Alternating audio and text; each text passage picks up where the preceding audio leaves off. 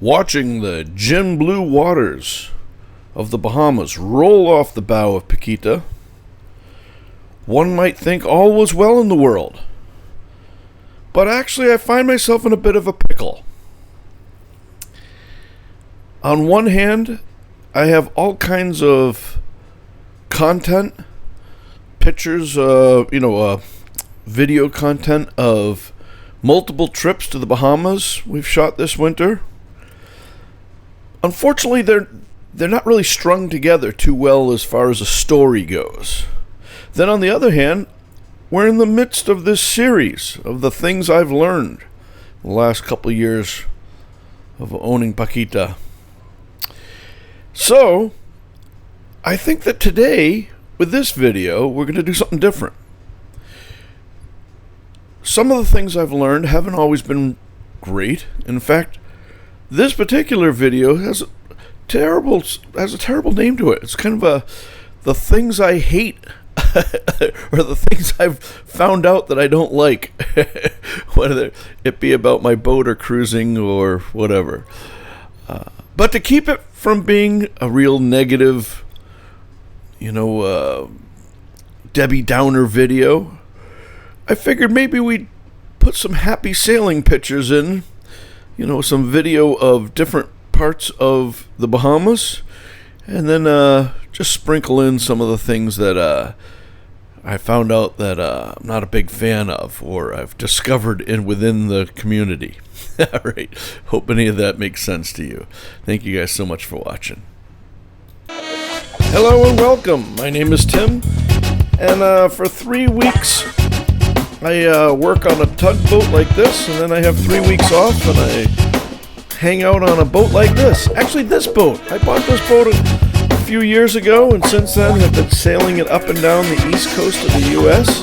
and into the Caribbean.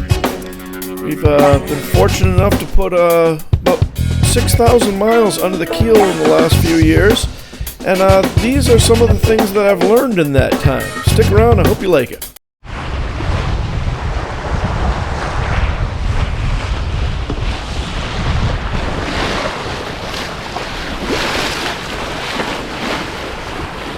The Exumas. Gabe coming up behind. He's in a 42 canoe.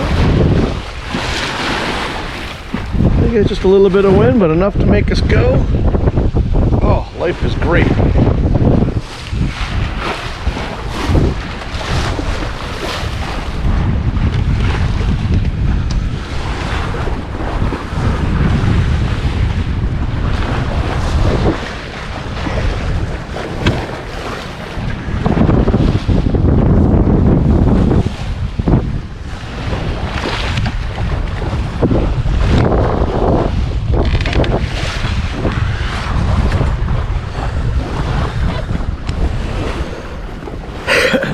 Look at this water.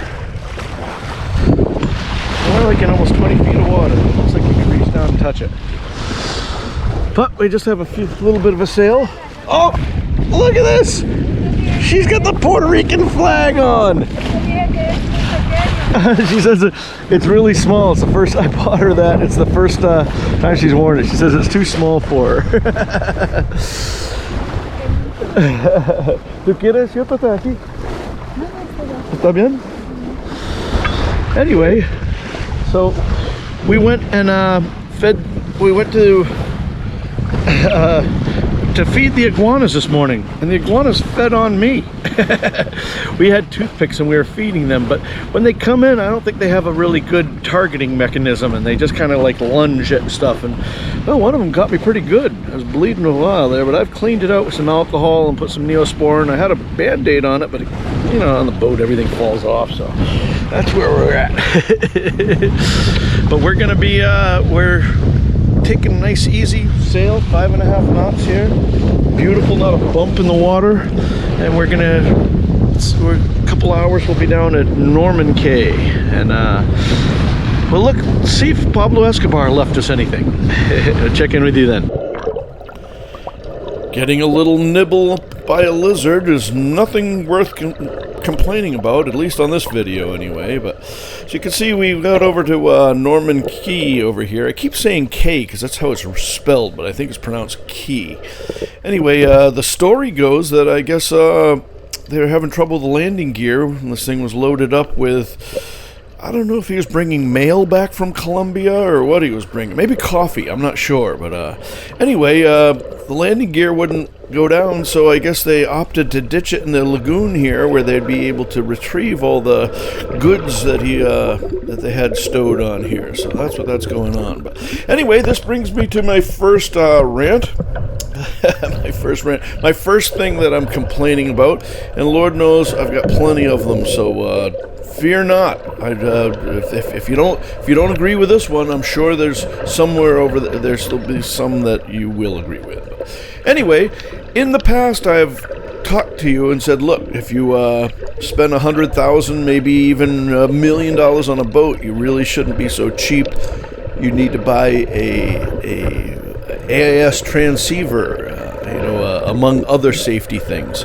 Well, I also think that my eyes really got open this winter, being down in Florida, to a whole bunch of, I don't want to say they're cheap cruisers, because that's not even accurate. I don't know their position or anything like that, but I do know that there were a whole bunch of beautiful boats that were all headed from the north, headed to the Bahamas and the southern U.S. and into the Caribbean, and they're beautiful. But something I don't really understand is that it seems like a lot of these boats, in an effort to have more space on them and keep the cost down, they weren't rigged up with a generator, a marine generator that's built into the boat and that sort of stuff.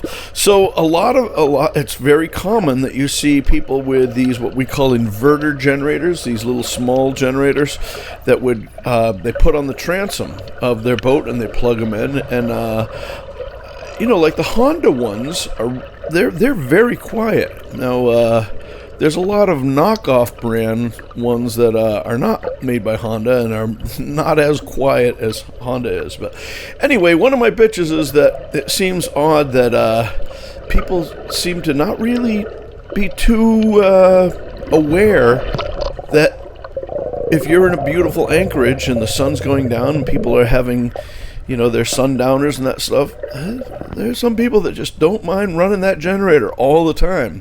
And nothing destroys the peace and tranquility of an anchorage like running a generator at odd times, it seems to me. But anyway, that's just a minor one. There are other things that bother me as well. One thing that I'm embarrassed to admit that this comes as a surprise to me is, I've spent most of my life working out here on the water, and I'm amazed at how many experts there are out here. Every anchorage I go to, everybody who seems to have a boat seems to be the utmost authority on everything nautical. And a lot of it goes against some of the things that I've learned over the last 30 years of being a professional mariner. I understand that, people might spend a lot of their money and resources buying a boat, and they might be overprotective of it, and in an anchorage they might get very concerned when people tuck in next to them. I also understand that not everyone is aware of the other person's ability. In other words, I can be very confident in an anchorage saying that I'm not going to drag, but I don't know that the person in front of me has the tackle or the wherewithal of being able to anchor and not drag into me. But I do find it amazing that that's something that we don't find as much, it seems, in the professional world. I think that's probably because most of us here know that we don't have to tell anyone how smart or how good we are, that our work will show that. I've been really amazed at how many what I would consider recreational boaters are so eager to tell me how how much they know, or in many cases, how much they don't know. And I'm not saying that everyone's dumb. I mean, a lot of people come with a lot of experience. I'm just amazed at how willing and how quickly people are able to show what they know or what they don't know. That's been a real shock to me. This kind of lends itself into the next one for me pretty well, and that's that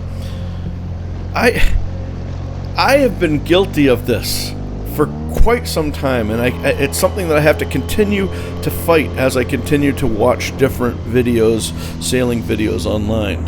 And that's the Armchair Sailor, or the couch captain, or whatever. I think that's something that lurks inside all of us, regardless of our background or abilities or anything like that.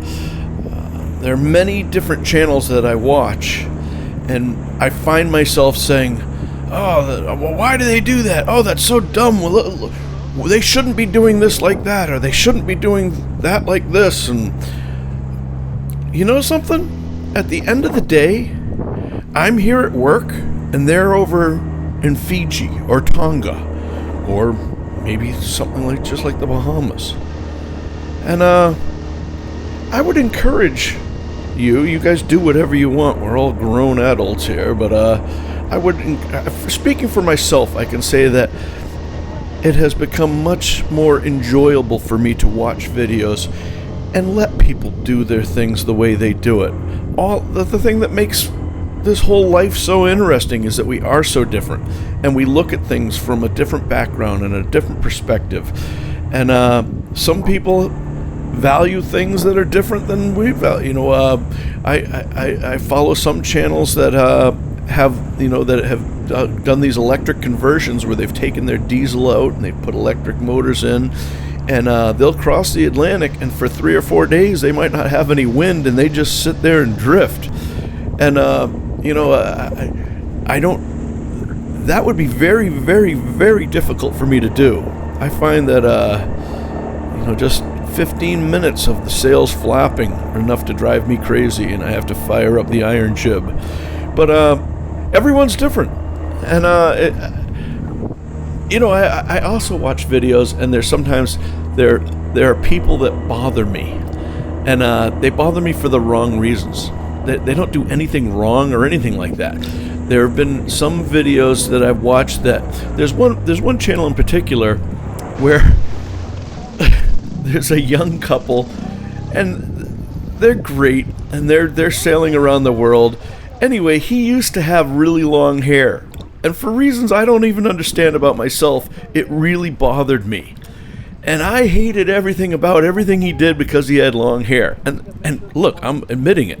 I'm an idiot. Why am I judging? What do I care? I'm never going to meet this guy. What do I care if he has long hair or not? Anyway, the thing that I find interesting is that since then, he's cut his hair, and I love him. I think he's brilliant now. And so I only show that about myself, saying that I don't believe I'm the only one that does stupid things when we watch videos. I think that, I know for fact, because I read all of your comments. There are a lot of people that give me a lot of advice, and I'm awful fond of an old engineer when I was a deckhand used to say to me, "Unsolicited advice is seldomly appreciated," and I think of that often when I read comments. However, there are a whole lot of comments that you guys have given me that have really educated me and really helped me out. There are also ones that sometimes I think that there are a lot of people that maybe have never even had a boat, or maybe they had a boat 30 years ago, and they're just sitting in their chair thinking that they know everything. And you know what? They probably have a lot of knowledge, but they're in their chair and I'm in my boat. And when I say I'm in my boat, I'm saying in that particular video, because the reality is I'm still working. I'm barely keeping this all afloat. I've got a couple more years before I can set sail and hopefully head around the world. And in that time, I hope to gain as much knowledge as I can from people like you. So please continue with the comments. But remember that we all have the ability to be the couch captain and to give unsolicited advice when it's seldomly appreciated. So I don't know if that really, I guess that would count as a rant more than a bitch. But anyway, that's what that is. If you're wondering what we're doing here, this is a great little kind of a lagoon, and the tide was going out. And I knew that as I was running out of water, see this line right here, this white line? I saw that, and I said, you know what? Somebody ran their dinghy up to this beach up here where we're going. The tide went out, and they had to drag their dinghy all the way down through here. So we have a little anchor in our dinghy, and we threw it over where the water was still deep, and then we had to walk all the way through this to this amazing, what I'd call a secret beach. I don't think it's a very well-kept secret. I think everyone knows about it, but it was a thing of beauty, as you will see. Something else I've been a little surprised at, and once again, I probably shouldn't have been surprised at. I suppose this doesn't come to as much of a shock if you think about it, but I had never really thought about this. I've noticed that there are a lot of people that have a similar idea. They want to go and give up the rat race and sell everything and buy a sailboat, live the cruising lifestyle. And all of that makes sense. But I'm amazed at what I'd almost call the lack of planning. And I'm not saying this is with everybody.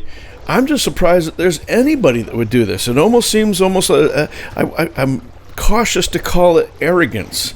Or it might not be arrogance, it might be ignorance, that they just don't understand that people die out here. We at work here, we live by SOLAS, safety of life at sea, and there's a bunch of things that we really have to do that. I'm really surprised at how people can, they figure, well, I want to give up everything and buy a boat. And they buy a boat, but they don't. They've invested a lot in the actual boat, but they haven't really invested a lot in the rest of the stuff. And the rest of the stuff I'm talking about, really knowing your way around the water, maybe how to navigate, maybe what systems you should have on your boat.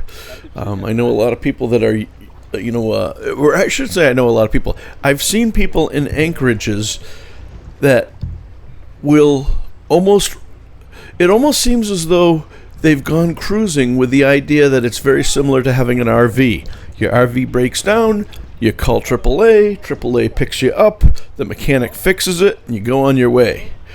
That doesn't work exactly the same way out here, especially if you're crossing oceans. That's been a shock to me. I often wonder, do people's lack of of their knowledge, is it that they are reckless, or is it that they think they know more than they do, or is it that they don't really understand that you can die out here, or you can put others at risk trying to help you out? Those are all things that I'm really shocked at. Well, I'm also shocked at, when I talk about lack of planning, I've run into a couple cruisers and when I talk about this, I don't mean to say that these are bad people at all. No, these are wonderful people that I've enjoyed meals with, and we've had drinks with, and inevitably when I talk to some people, I'm amazed at how some people will spend money, they'll sell everything, they buy a boat, and they go out and they have the greatest cruising adventure they've ever had, and then one morning they're out of money. And I'm like, so how long have you been here? Oh, we've been here for 2.5 years. Oh, really? That's great. So what are you doing? Well, it turns out they can't afford to go anywhere. They've simply just run out of money. And then, unfortunately, there are anchorages where you just see derelict boats where people, the relationship broke down, or they ran out of money, or whatever. And that kind of lack of planning really bothers me. Obviously, it doesn't. I'm sure that it bothers the people that were involved a lot more than it bothers me. But I'm constantly surprised at that. That was a big one for me. So as we come up to this beautiful beach over here, let's talk about my beautiful boat. At least I think Paquita's beautiful. But with any boat, it's often said that boats are a series of compromises. I don't know if I have a hard time liking that that statement, but nevertheless, I can tell you that Paquita is a wonderful boat and has been very good to me. However, there are things that I've been reluctant to accept, and over time, it becomes easier and easier for me to say, yeah, you know what? I haven't made all the right decisions. Paquita is a great boat, but maybe not exactly the perfect boat for every person, and maybe not even the perfect boat for me, for that matter. I don't know why Desan is showing us these little holes in the rock here. Maybe he's following some animal that went in there. I'm not really sure. Desan is Chris Alida's oldest son. He was with us on this. But anyway, there are some things about Paquita. I keep talking about the merits of a blue water boat, and some people accuse me of poo-pooing production boats. In my time of sailing with Paquita, I have gained a great deal of respect for the what we'd call the production boats. The Catalinas, the Beneteaus, the Genoes, and then all the catamarans and all that sort of stuff. Many people say that regardless of whether you're going around the world or not, most of the time you spend at the anchorage, either at the anchorage or at a dock if you're a marina person. And that certainly has been the case with me. And the things that make Paquita or many island packets salty boats are some things that you end up paying that bill for a lot longer than you expect. Let me just give you one, and this is a really simple example. Bob Johnson, who designed the island packets, or at least designed mine anyway, and started the company, he had a philosophy that offshore boat should have a very small cockpit, because when you're going to get thrown from one side to another, and the longer distance you travel, the more banged up you can get. Many blue water boats have very small cockpits, and Lord knows we've seen our share of blue water, and the cockpits have worked very well for that. But all the other time, the vast, vast, vast majority of the time, we're stumbling around a teeny little cockpit. So when we have those Sundowners, and when we have people over, and I am somebody that likes the company of others, and I like to have, people over and laughing and joking and having a cocktail and that sort of stuff. That's wonderful for me. On our boat, when you have more than 2 or 3 people together, you're like right on top of each other. So much so that my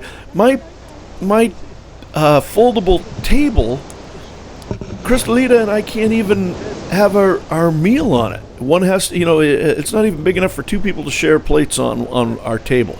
Then you go to some production boats, and you could put 10, 12 people in the cockpit, and it's wonderful.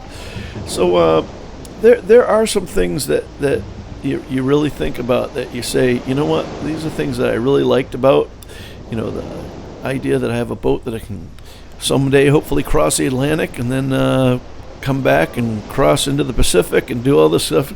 Those are great, lofty ideas, and Lord knows many people have had those ideas. Whether or not I'll actually get there or not remains to be seen. But in the meantime, I continue to pay that price by not having a boat around me, having a cockpit around me that I can entertain the way I'd like to. And it's not just about entertaining. I'm just saying that that's one of the things that I think about. Saving the best for last, that would definitely have to be the VHF radio. But before we get there, it's important that we remember that every part of part of a good navigational watch is obviously maintaining a proper lookout, but it's also maintaining a radio watch. It's funny that I say watch. I'm going to get sidetracked here for a second. This is really silly, and you guys are going to scratch your heads and say, oh my God, Tim, you're making mountains out of molehills. But you're not going down to the plant and working the third shift. Stop saying I work my shift. I see this on every video out there. In the maritime world, it's called standing a watch, and we do that for a reason. Because unlike going to the plant where you could put your feet up and if your boss isn't looking, maybe you could go to sleep. No, out here you need to be on watch. A navigational watch. You need to be watching. And you also need to be listening. I can't tell you how many YouTube videos I see where people have their earbuds in. And they even talk about listening to podcasts, watching Netflix while they're underway, reading an e-reader with their back to the bow. All these things are, they really wear on your ability to be paying attention.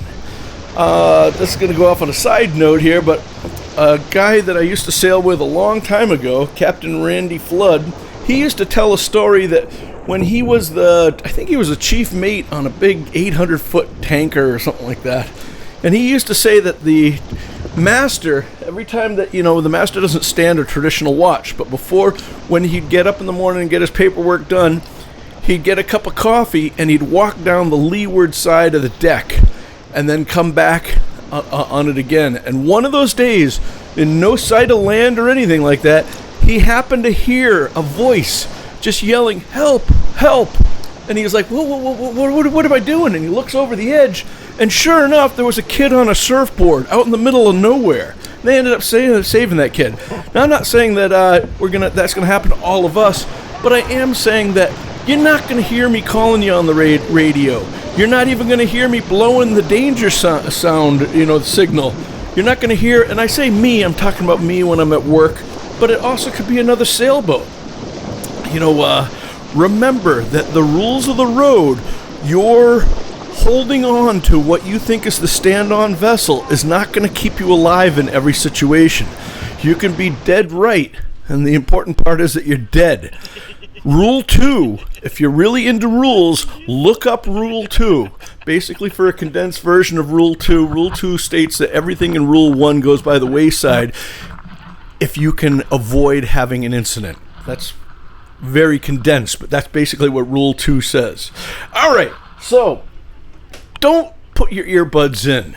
Listen to the radio. And you should have your radio on, because you wouldn't sound so silly on the radio if you listened to the radio more often. I'm talking about the VHF radio. There's a major divide between recreational boaters and professional mariners. When you hear them on the radio, you'll know which is which just by the way they talk. And I think that's because most people don't listen to the radio until they want to turn it on. Then they make a ridiculous call, and or I shouldn't say a ridiculous call, but they might be talking to somebody on Channel 16 about dinner plans that night, or what fish they might have caught, and that sort of thing. Anyway, listen to the radio. Listen how other people talk. If you were to move to a foreign country, you would be considered rude if you didn't try to learn the language in the foreign land. Well, if you're coming into the world, into the maritime world, you should learn how we speak. And we call it a watch.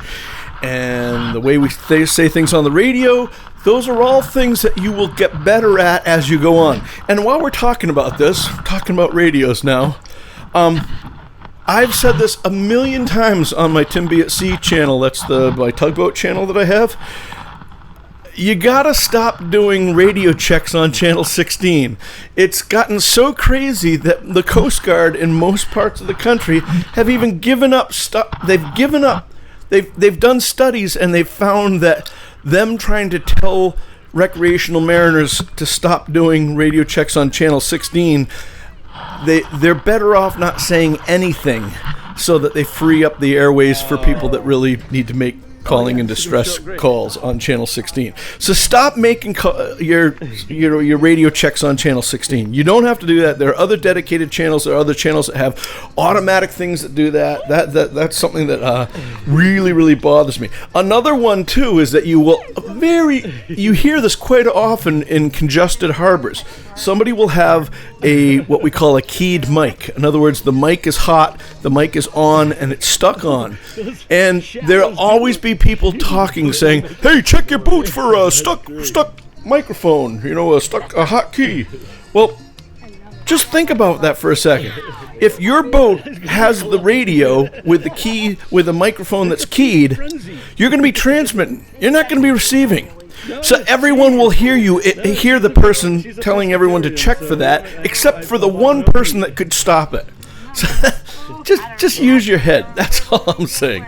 Anyway, this has been a fun kind of rant video. I hope that you guys didn't get upset with me. I'd love to hear your feedback. Lord knows I am far from knowing anything about anything, so you might have a much different opinion than I do, and I'd really love to hear it. I don't block anybody. I don't take things down. So anyway, thank you so much for watching, and I hope you like the pictures in the background.